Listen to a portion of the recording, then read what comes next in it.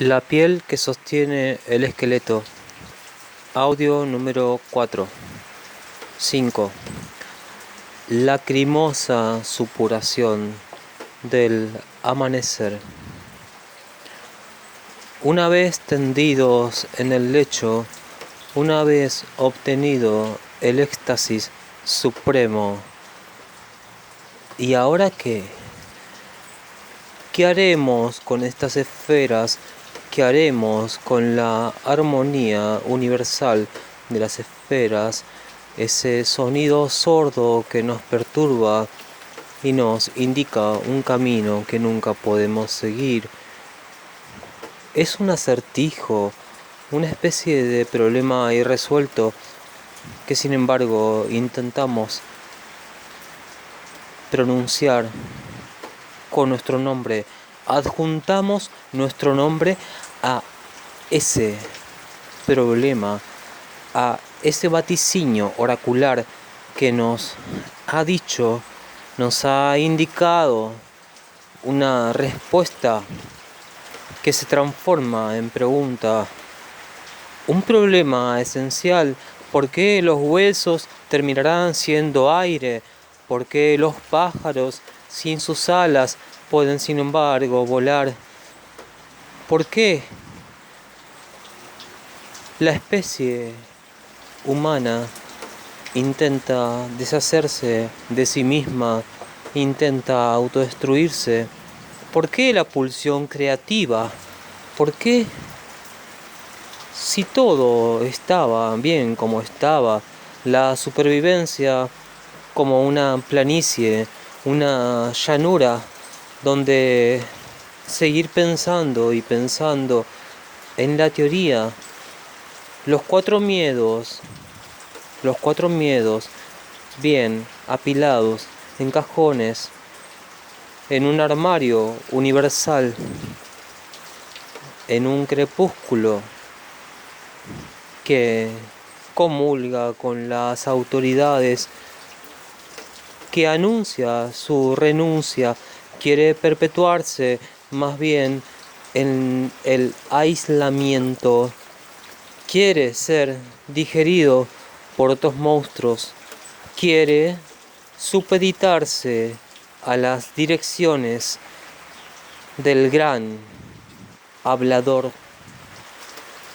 El gran hablador, una figura presuntamente extraña, pero que se mece en nuestros adentros.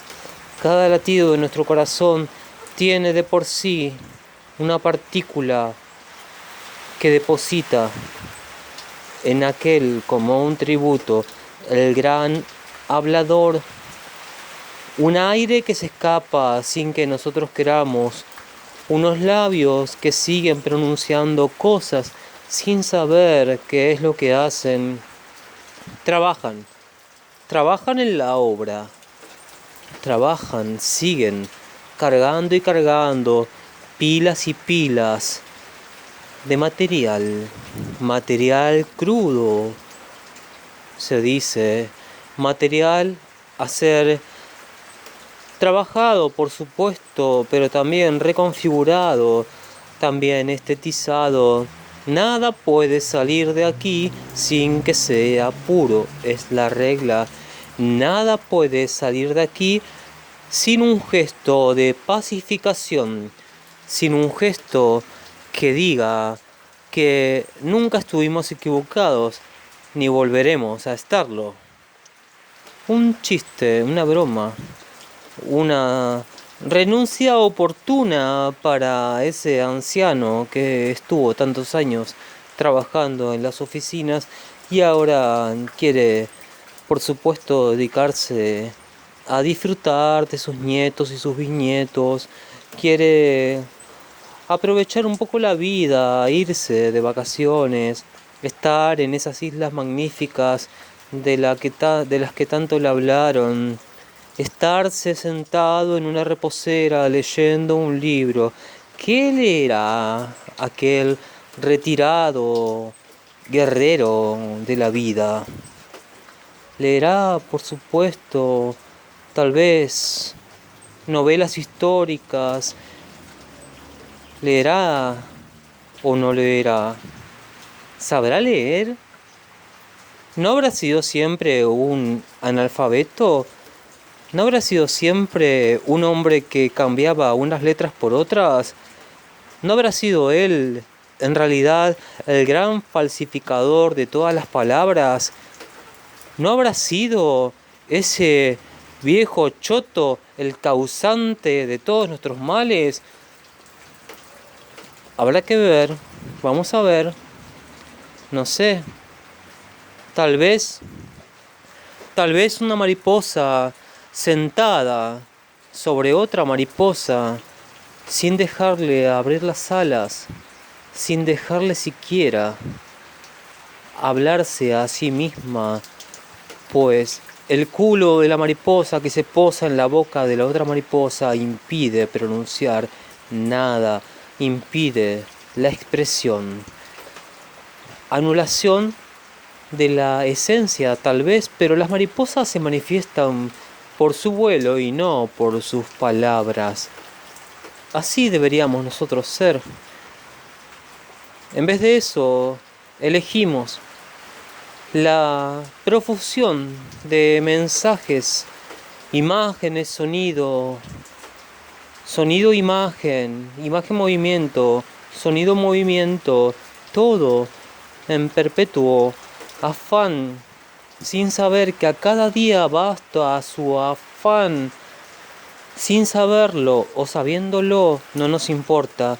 ¿A quién le importa eso? Una flotación completa, un excremento que sale a la superficie del agua y decide no ser más que gozo, ser el gozo del agua. Una vez más, se ha derribado una torre derridada en Derrida de construcción, ablación de todo aquello que había sido pronunciado con autoridad. Ya no hay más el goce de sentir que uno dice algo y ese algo será devuelto con una lamida de lengua que nos haga extasiarnos. Ya no más la angustia existencial. Ahora nos arrastramos, volvimos a la figura de la oruga. Una oruga condenada a tejer las sedas que otros utilizarán y utilizarán sin disfrutar, porque ya no hay disfrute, ya no hay goce, ya no hay placer, ya no hay diversión, ya no hay felicidad, ya no hay. ¿Qué tal? ¿Cómo andás? ¿Todo bien? ¿Cómo anda todo por ahí? Una malversación de fondos de la amistad, una malversación y lavado de dinero que viene de otro pozo, viene de un pozo petrolero que pronto ya no será petrolero, sino que hará sus riquezas partiendo de otra succión distinta, una succión más acorde a los tiempos que corren, pues el petróleo se escabulle, el petróleo se va cada vez más al fondo de la tierra, temeroso de que lo sigan robando y robando. El negro quiere siempre estar más oculto y se oculta, y un día va a vengarse. El petróleo tomará su posta, la posta del Salvador. Las escrituras no mentían, evidentemente no mentían. Están escritas en tinta negra.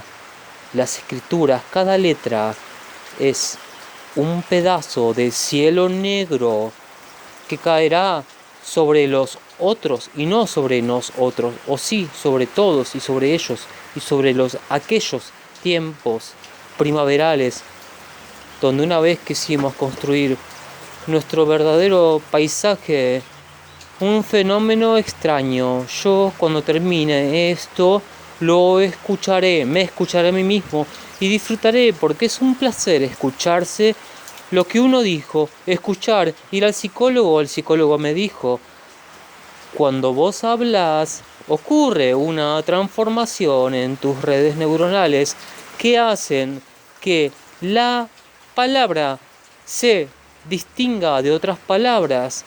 Esa palabra cuyo sentido era determinado, ahora pasa a un lugar distinto. Ahora está puesta en un estante donde otras fuerzas, una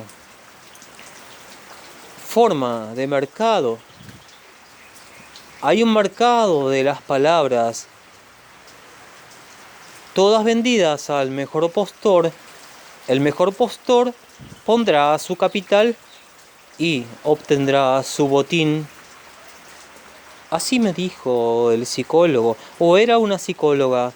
No sé, porque una vez me di cuenta de que si yo seguía yendo a una psicóloga, a una mujer que inevitablemente uno desea, siempre estaría seduciéndola, intentando seducirla, y eso nublaría por completo mi capacidad para proponerme como un paciente a alguien que puede contar algo, alguien que puede decir lo que le pasa. En cambio, un psicólogo es distinto, porque uno se pone ante la figura del padre, una autoridad. Sin embargo, eso también obnubilaría mi capacidad para contar, porque no me sentiría relajado, no sentiría esa lasitud afectiva que sin embargo se siente cuando hay una mujer. Todo esto ocurría en un campo que antes había sido un gran bosque, ahora es un campo que ha dejado sus troncos en otros tiempos, ha quemado sus partículas primigenias, ha disuelto toda su historia y la niega lo que ha sido. Sobre ese campo se ha construido una gran casa, enormes puertas y ventanas, 500 habitaciones, un gran lugar para el esparcimiento, para la diversión. Diversión, la versión del el decir, el contar algo que se pueda contar. No es el sí mismo, sino el sí mismo, el sinsentido malversado de los fondos. Un no reconocimiento nos perpetúa en esta vuelta de tuerca permanente. El no reconocimiento nos agobia y nos hace sentir indignos de aquel que nos habla con palabras de amor. Aquel que se arrodilla frente a nosotros y nos pide perdón. Cualquiera puede pedir perdón si sabe que en realidad él ha sido el que ha cometido todos los crímenes y el que oculta los cuerpos detrás de la pared, y no habrá ningún corazón delator. No habrá nada. No ocurre la realidad como ocurre en las ficciones. En la realidad no hay corazones delatores, ni tampoco captores tan precisos que puedan asestarle un golpe certero a esa mosca que siempre está rodeándonos. Su zumbido no nos deja dormir. Es un zumbido, un canto reprimido. Es la metáfora de la desolación. Es la metáfora de la asfixia.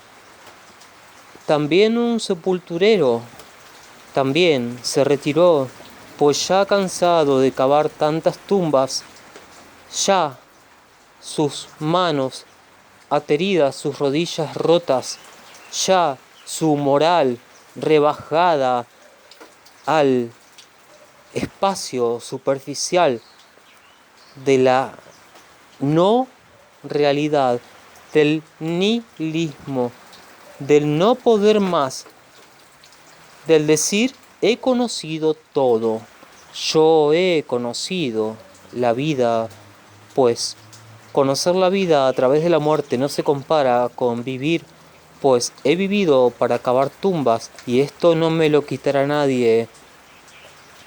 Sin embargo, alguien quería sacarle sus palabras de la boca. Alguien pretendía que esa persona no estaba autorizada para hablar. Un simple sepulturero no puede saber tanto. ¿Cómo va a saber tanto un simple cavador de tumbas? No hay derecho para ese saber. Debemos tomar una iniciativa a este respecto. No puede ser que alguien ande blasfemando sobre la cultura. No puede ser que alguien se precipite de tal forma desesperada sobre todas las cosas que hemos conquistado con tanto sacrificio. El sepulturero sin dientes, cuyos labios secos insinuaban una desmedida forma de majestuosa virgen, brillando más allá de las posibilidades de la percepción, dijo: para mí la literatura es un invento. ¿Cómo un invento? ¿A qué te referís con un invento? Claro, el hecho de que exista un campo de estudio y de producción de conocimiento basada en la ficcionalización de los hechos es evidentemente un dispositivo de poder. ¿Cómo puede saber tanto un pobre sepulturero retirado? ¿Cómo puede decir estas cosas? ¿De dónde salió? ¿Quién lo envió? Esto es una trampa. ¿Y qué más? ¿Qué más? A ver, decí. Básicamente la literatura ha sido inventada para resguardarse de la realidad. La filosofía llegó a un punto en que ya no podía explicar ciertas cosas porque generaban demasiada angustia. Entonces, muchos filósofos empezaron a volverse locos, trastabillaron en su sentido, en su razón, y empezaron a escribir cosas que no correspondían con lo real ni con ninguna historia vivida o por vivir. Así empezó a surgir la literatura. No entendés nada, no. Mira, la literatura surgió por una percepción de uno mismo, el logro del sujeto, la imagen del sujeto mismo, mirándose a sí mismo, la autoobservación proporcionada por una autoridad que dio un relato a ese sujeto que se controla a sí mismo y luego envió cartas a las autoridades. Esas cartas, ese relato de un súbdito a su rey, esa distancia entre lo que uno cree que es y la aceptación de lo que uno es la literatura. Cuando vos hablas de otro origen, estás meando fuera del tarro, querido sepulturero retirado. Deberías elegir el silencio, sería lo mejor para vos. Porque la literatura nace como producto de la realización de un sujeto nación, de un sujeto universal, un sujeto que se dice a sí mismo y puede decir a los otros sin utilidad. ¿No entendés? Es un campo autónomo. No tiene nada que ver con la filosofía, no tiene nada que ver con la utilidad. Mira, seguí tomando tus medicamentos. Sé que nunca vamos a llegar a un punto en común, pero interrumpió el sepulturero.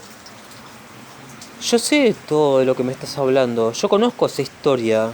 Muchos muertos me la han contado. Pero yo sé que no es así. No es así. La literatura es cobardía pura. La literatura, para habitar entre nosotros, necesita la aceptación del esclavismo, la esclavitud.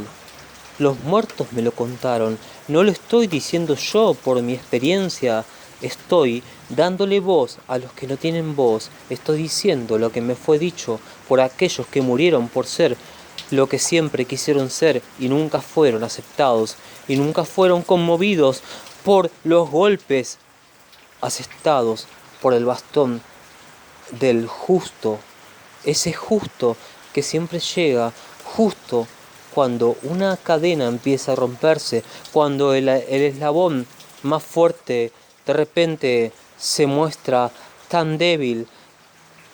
Y da risa ver cómo